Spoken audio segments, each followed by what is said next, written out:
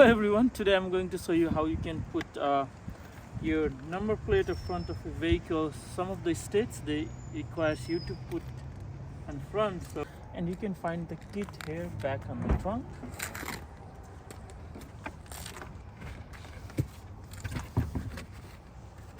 There you go. Let's put it. It's pretty simple, easy.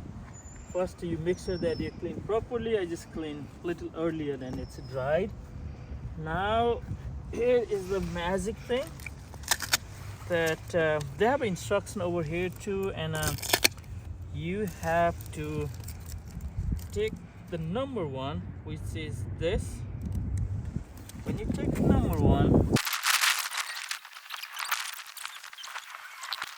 and then when you find the center, it's pretty easy. Just put it in that. You need to go all the way here. Make sure it's on the center and it's capped.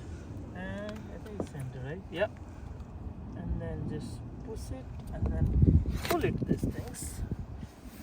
Make sure you clean properly, no dust. And then pull it. Do not come up, I guess. Right? Thank you for watching.